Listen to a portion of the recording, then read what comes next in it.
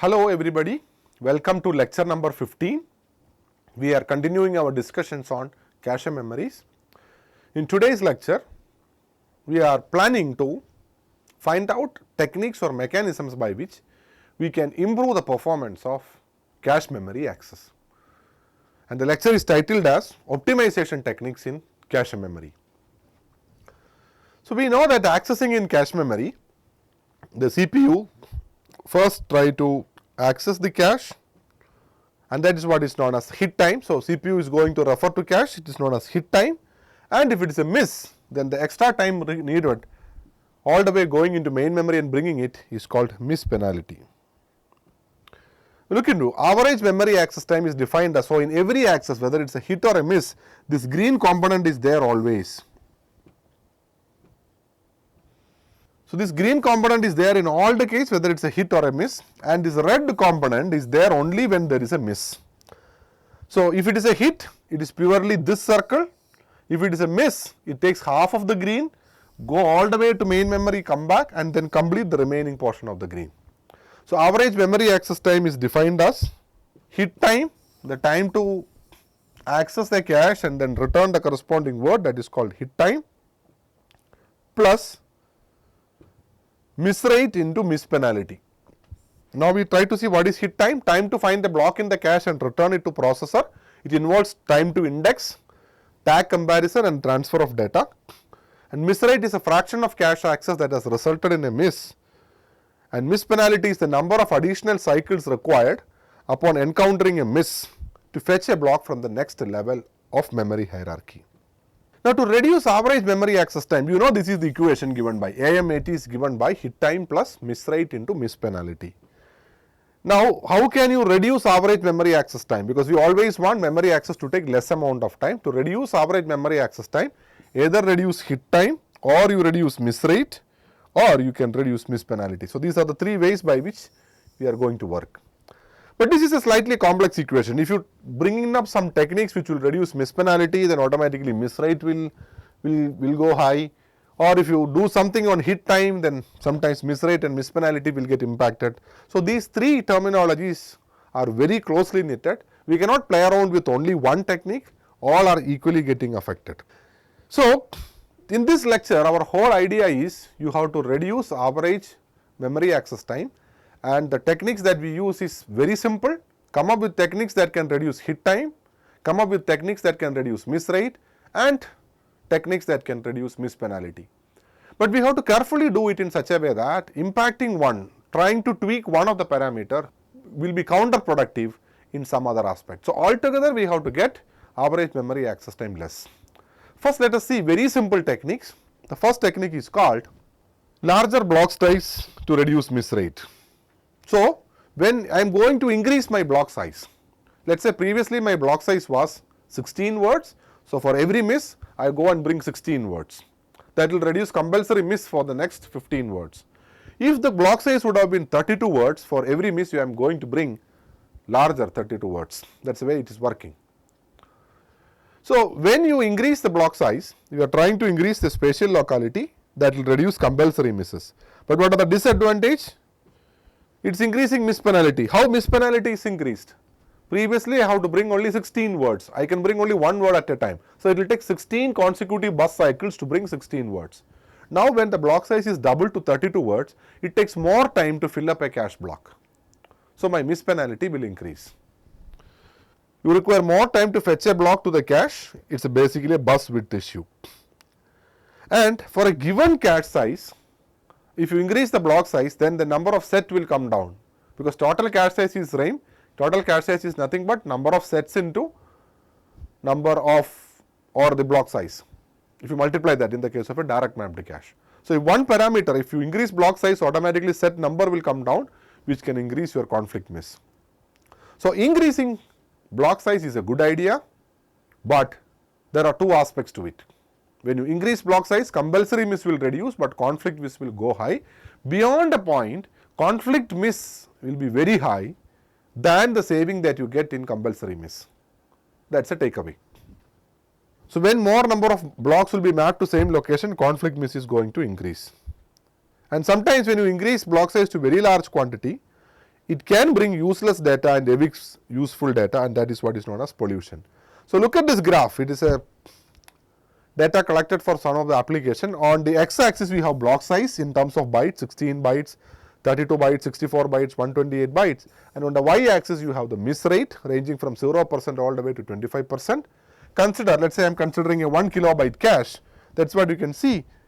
The misses come down and then it goes high. So you will be getting reduced compulsory miss as the block size increases, and on conflict miss is going to be very high when you go for larger block size. The same trend, it dips down then goes up, that has been shown in all different size of cache. That we are compared with different size of cache and then try to vary the block size and see how the miss rate is performing. The trend is more or less similar. Now whatever big block size you take, still you have some category of misses that is coming, and that is a basic conflict miss that you get. So first technique was employing larger block size. The next technique to reduce miss rate is go for larger cache. So when you go for larger cache, you can reduce capacity miss because you can accommodate more memory footprint at the drawbacks of longer hit time, higher cost, area and power. So this is a table that will shows for one of the representative application. So on row you can see that different cache size, 4 kilobyte cache, 16 kilobyte cache, 64 kilobyte cache and 256 kilobyte cache is being used. Let's say we fix up one block size. For an application the miss rate goes from 8 to 3 to 2 to 1. So as you move towards the right side, as we employ larger cache, miss rate is coming down.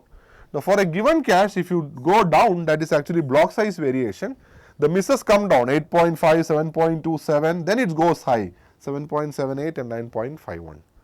So we have seen the properties. So larger cache will help you in some way at the expense of longer hit time. Why it's longer hit time?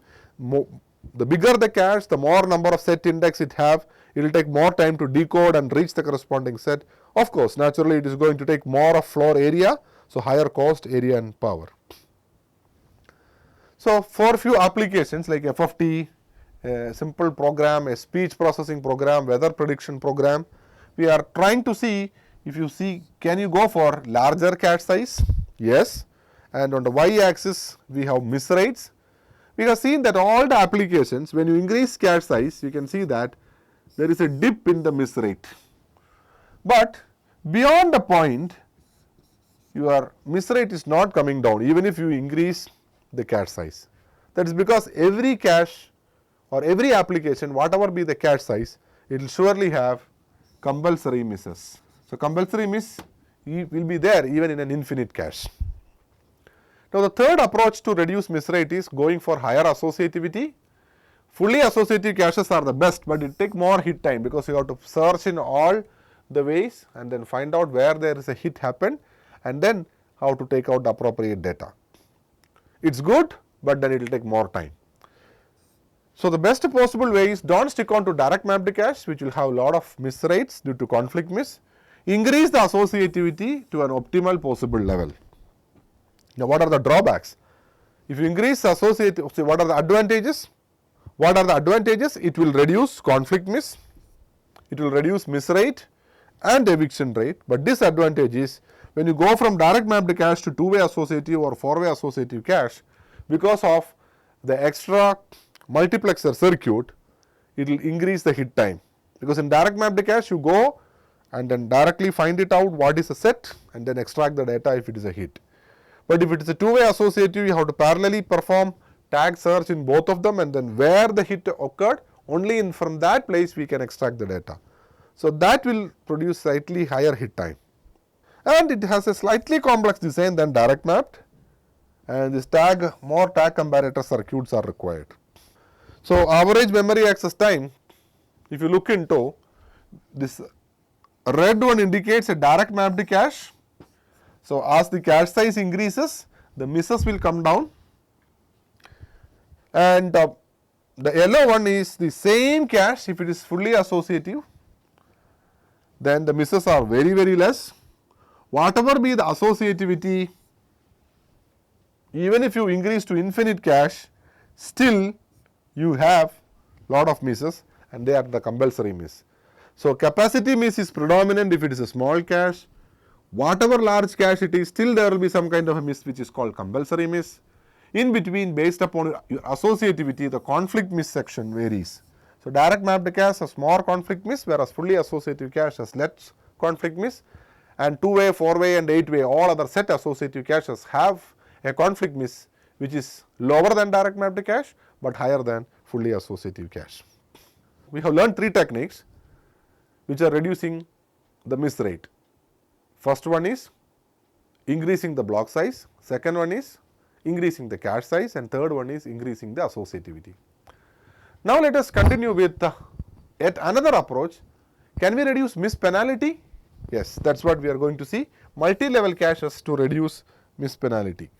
So, what should be the purpose of cache? Caches should be faster to keep pace with the speed of processor, because cache is going to interact with the pipeline. So, hit time of the cache should be equal to the processor speed, and cache should be larger to overcome the widening gap between processor and main memory. So, what you can do is, rather than a cache and a main memory, have one more level of cache which is bigger than your first level cache and which is faster than your main memory. The first level of cache should be small enough to match the clock cycle time of the fast processor, low hit time. The second level cache should be large enough to capture many access that would go to main memory, thereby lessening the effective miss penalty. So, if it is main memory only, if it is cache and main memory only, any miss, go all the way to main memory, bring multiple words of data and then store. Since main memory is off chip, it takes more time.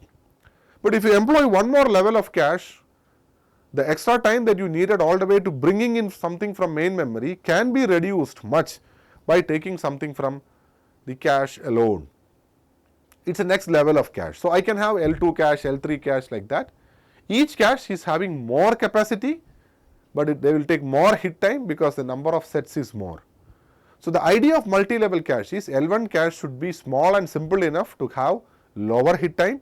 L2 cache should be large enough such that many of the misses from L1 should be accommodated in L2 as a hit, and it can effectively reduce miss penalty directly from main memory, because if L2 is there, the miss penalty of your L1 cache will be much smaller if you are going to take something from L2 than L1 directly interacting with your main memory.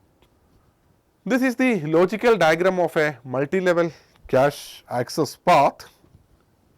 We have CPU, L1, L2, L3 and main memory. Different levels of caches has been shown.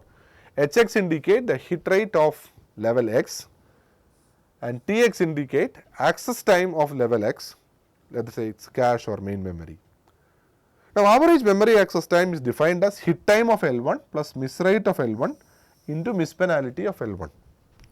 Now, this miss penalty of L1 is defined again. Miss penalty of L1 is hit time of L2 plus miss rate of L2 into miss penalty of L2. Now, you substitute this miss penalty of L1 here, and that is what you get in the last line. Average memory access time is hit time of L1 plus miss rate of L1 into hit time L2 plus miss rate L2 into miss penalty of L2. Now, miss penalty of L2 can be defined as hit time of L3 plus miss rate of L3 into miss penalty of L3. Like that, it can be applicable in a nested circuit.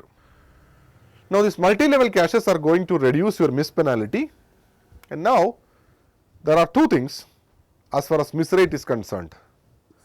So far, our concept of miss rate is number of misses divided by number of memory access. The local miss rate, it is a number of misses in a cache level divided by number of memory access to this level. Number of misses in a cache level divided by number of memory access to this level, that is our normal miss rate. Now, global miss rate is number of misses in a cache level divided by number of memory access generated by CPU. So, consider the case that you have your L1 cache and your L2 cache. Now, this is CPU.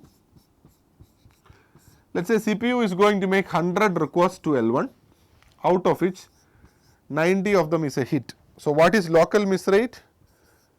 So, 90 of them is hit. So, 100 minus 90, that is 10 is the number of misses.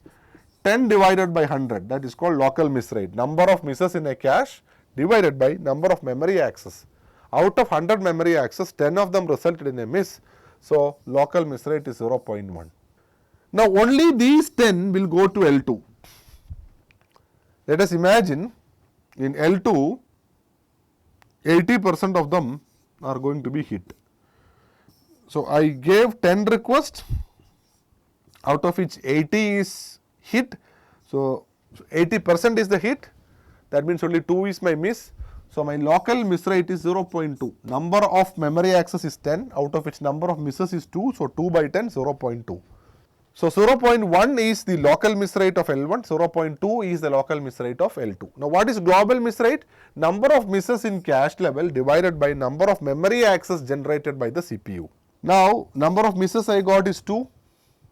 What is the number of memory access that I have? The number of memory access made is total 10 only in L2, but number of memory access generated by the CPU has generated 100. So, the local miss rate is 0.02. So, as far as L1 cache is concerned, local miss rate and global miss rate is same, but for L2 cache, local miss rate and global miss rate is different. Now, when you have multiple levels of cache, we have the context of whether they are inclusive cache or exclusive cache. When your L1 cache is a subset of L2, then whatever is there in L1, surely it will be there in L2, that is called inclusive cache. When your L1 and L2 are mutually exclusive, so the contents in L1 will never be there in L2, then they are called exclusive cache.